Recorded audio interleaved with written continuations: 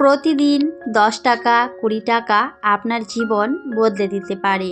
ছোট ছোট সঞ্চয় থেকেই একটা সময় অনেক বড় কিছু করা সম্ভব। আমি আমার বাস্তব জীবনের অভিজ্ঞতা থেকেই বলছি। এই ছোট ছোট সঞ্চয় থেকেই একটা সময় অনেক কিছুই করা যায়। আমি নিজেও করেছি, তো সমস্ত কিছুই আজকের এই ভিডিওটিতে শেয়ার করব। আশা করছি ভিডিওটি সবার কাছে অনেক বেশি ভালো লাগবে আর আপনারা ঘরে বসেই প্রত্যেক মাসে হাজার হাজার টাকা সঞ্চয় করতে পারবেন। তো স্কিপ না করে পুরো ভিডিওটি সাথেই থাকার অনুরোধ রইল। অনেকেই অনেক কিছু জানতে পারবেন, শিখতে পারবেন। তো ভিডিওটি স্কিপ না করে সাথেই থাকার অনুরোধ রইল। হ্যালো এভরিওয়ান, আসসালামু আলাইকুম। কেমন আছেন সবাই? আই হোপ সবাই খুব ভালো আছেন আর সুস্থ আছেন। আমরাও আলহামদুলিল্লাহ খুব ভালো আছি। আমার নতুন একটি ভিডিওতে সবাইকে ওয়েলকাম করছি। আশা করছি আজকের এই ভিডিওটি সবার কাছে বেশ ভালো লাগবে। প্রতিদিনের মতো আজকেও সকাল থেকে ভিডিওটি শুরু করেছি। যদিও শরীরটা খুব একটা ভালো নেই, তো তাও তো সংসারের কাজগুলো করতেই হবে, তাই না? আর একা সংসার বলে কথা, সমস্ত কিছুই কিন্তু আমাকেই সামলাতে হয়। আমার মেয়েটার শরীরটাও খুব একটা ভালো নেই, তার সাথে আমারটাও খুব একটা ভালো নেই, তো দুজনেই এভাবেই কিন্তু চলছে। তো যাই হোক, কিছু করার নেই, সব কিছু নিয়েই কিন্তু চলতে হয়। একজন গৃহিণীর একটা সংসারে অনেক দায়িত্ব থাকে, যতই শরীর খারাপ হোক আর যাই হোক না কেন, তাও কিন্তু অবশ্যই সংসারের কাজগুলো করতেই হয়, তাও আবার সময়ের মধ্যেই।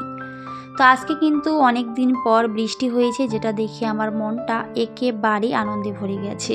আসলে বৃষ্টি আমার অনেক পছন্দের, আর এমনিতেও কিন্তু প্রচণ্ড গরম ছিল, আর এই গরমে যে বৃষ্টিটা হয়েছে সত্যি সবার মনে অনেকটাই কিন্তু শান্তি এনে দিয়েছে। তো যাই হোক, তারপরে কিন্তু আমি গাছগুলোতে পানি দিয়ে দিয়েছি। আমার যদিও খুব একটা গাছ নেই, খুবই অল্প গাছ, তো অ্যালোভেরা গাছ কয়েকটা শুধু, তো সেগুলোতে কিন্তু আমি পানি দিয়ে দিয়েছি। আর যেহেতু আমার ছেলের স্কুল আছে, তো সেই জন্য কিন্তু আমি সকাল সকাল ওর জন্য রান্না করে নিয়েছিলাম। তো আমি কিন্তু ওর জন্য ওদিকে রাইসটা বসিয়ে দিয়ে তারপরে কিন্তু ওদিকে আমি গাছে পানি দিয়েছিলাম, কারণ সকালে উঠে কিন্তু আগে ওর কাজগুলো আমাকে করতে হয়। তো অফ ক্যামেরায় কিন্তু আমি রাইসটা রান্না করেছিলাম। আর তার সাথে আমি রাত্রিবেলায় কিন্তু পটল আলুর তরকারি করে রেখেছিলাম, তো সেটাই কিন্তু আজকে ওকে আমি টিফিনে দিয়ে দিয়েছি। আর যখন ভাত রান্না করেছি, তো একটা ডিম সেদ্ধ দিয়েছিলাম ভাতের মধ্যেই একসাথেই, তো সেটাই কিন্তু উঠিয়ে নিয়েছিলাম, তো সেটাই ওকে দিয়ে আর অল্পটুকু আমার মেয়ের জন্য রেখেছিলাম, কারণ আমার মেয়ে খুব একটা বেশি খেতে পারে না, অল্প হলেই কিন্তু তার হয়ে যায়। তো বাকি ডিমটা কিন্তু আবিরকে দিয়েছিলাম টিফিনে, আর তার সাথে তো রাইস দিয়েছি। তো টিফিনটা ওদিকে আমি রেডি করে দিয়েছিলাম। আসলে সকালবেলা ওর কাজগুলো কিন্তু আমাকে সবার আগে করতে হয়। তো এখন কিন্তু ও নিজেই রেডি হতে পারে, ওকে নিয়ে খুব একটা এখন আর ঝামেলা হয় না। তো নিজেই রেডি হয়ে গেছিল, আর আমি শুধু টিফিনটা রেডি করে দিয়েছি। আর তারপরেই কিন্তু আমার ছেলে স্কুলে চলে গেছে। আবির স্কুলে যাওয়া মানে কিন্তু আমার মনে হয় আমার সংসারের অনেকগুলো কাজ হয়ে গেছে।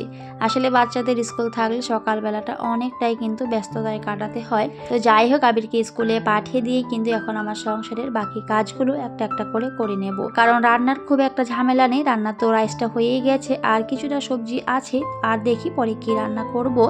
আর আজকে কিন্তু আমার মেয়েকে ডাক্তার দেখাতে নিয়ে যাব, আর তার সাথে আমিও ডাক্তার দেখাবো। তো সেগুলোই কিন্তু অবশ্যই ভিডিওতে শেয়ার করব, তো আপনারা সাথেই থাকবেন। তো তার আগে আমি আমার সংসারের কি কি কাজ করেছি এখন সেগুলি একটু করে নিচ্ছি।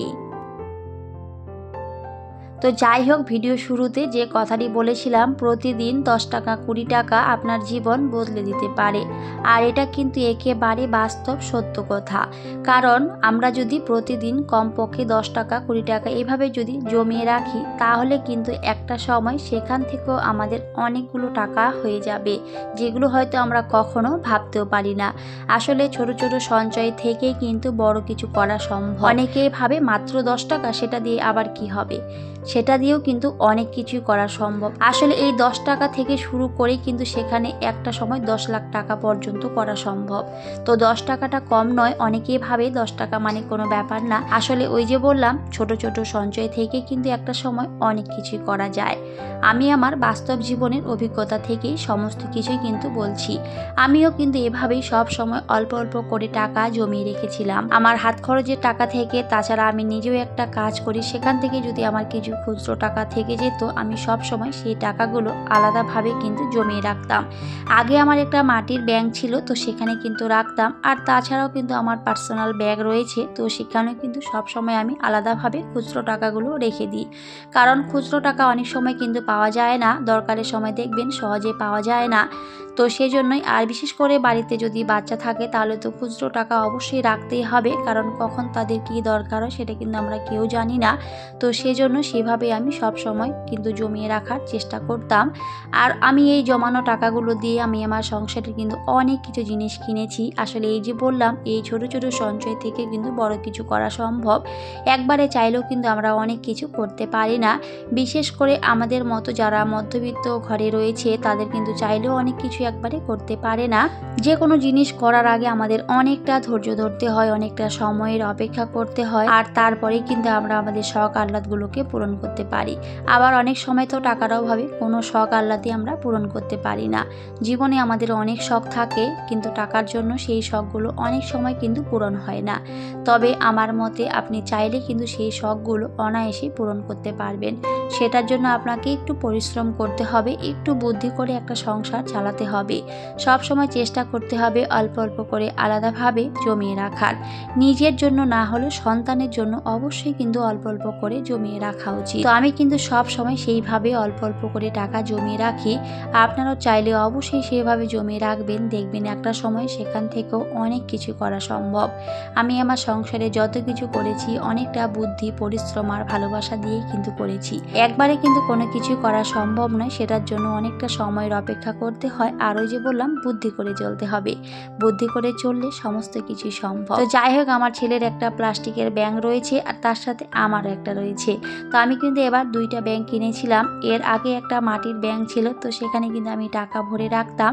তো আমার ছেলেও কিন্তু মাঝে মধ্যে রাখতো। তো যখন সেটা ভেঙেছিলাম, তো আমার ছেলে বলছিল যে সব টাকাগুলো আমার, ওগুলো সব আমি রেখেছি।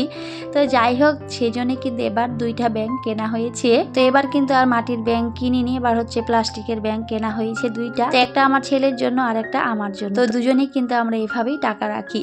তো আমার ছেলে কিন্তু সেখানে টাকা রেখেছে, তো আমি কিন্তু দেখেছি। তো ওখানে ওকে একজন টাকা দিয়েছিল, তো 50 টাকা দিয়েছিল। তো সেখান থেকে কিন্তু ও 25 টাকা রেখে দিয়েছে। আসলে বাচ্চাদেরকে কিন্তু ছোটবেলা থেকে এসব শেখানো উচিত, তাহলে কিন্তু তারা শিখবে। আমিও কিন্তু অনেক ছোটবেলা থেকেই এই বুদ্ধিগুলো কাজে লাগাতাম। আমার বাবা কিন্তু সব সময় বলতো যে একটু হলেও কিন্তু টাকা আমাদের জমিয়ে রাখা উচিত। আমি কিন্তু এভাবে ছোটবেলা থেকে অল্প অল্প করে সব সময় টাকা জমিয়ে রাখতাম। আর সেই জমানো টাকাগুলো দিয়েই কিন্তু আমি অনেক কিছুই কিনতাম। আমি একটা সাইকেল পর্যন্ত কিন্তু কিনেছিলাম, আমার এখনও মনে আছে। যদিও সাইকেলের টাকা সবগুলোই আমি জমাতে পারিনি, তবে কিছুটা হলেও কিন্তু আমি জমাতে পেরেছিলাম। আর বাকি টাকাগুলো আমার বাবা দিয়েছিল, দিয়েই কিন্তু আমি একটা সাইকেল কিনেছিলাম, আমার কিন্তু এখনও মনে আছে। তো আমার কিন্তু এই অভ্যাসটা ছোটবেলা থেকে রয়েছে, তো সেই জন্যই কিন্তু আমি খুব ভালো করে সমস্ত কিছুই বুঝতে পারি। তো সেই জন্যই কিন্তু আমার খুব একটা সমস্যা হয় না টাকা জমাতে।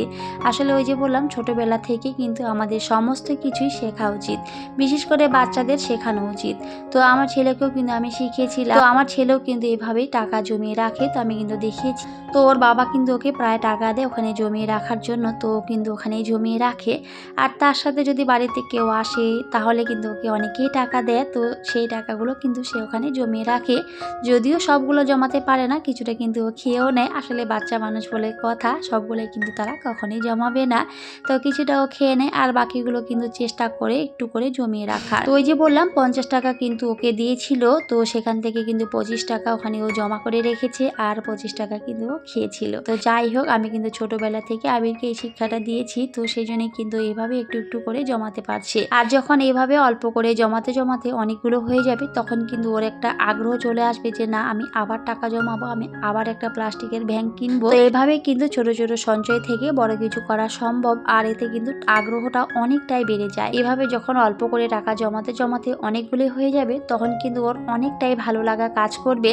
তখন ভাববে না যে এবার আমি আরো অনেক বেশি বেশি করে জমাবো। তখন কিন্তু মনে অনেকটাই আনন্দ হয়, আর অনেকটাই উৎসাহ জাগে যে না, আমি আরো অনেক বেশি টাকা জমিয়ে রাখবো।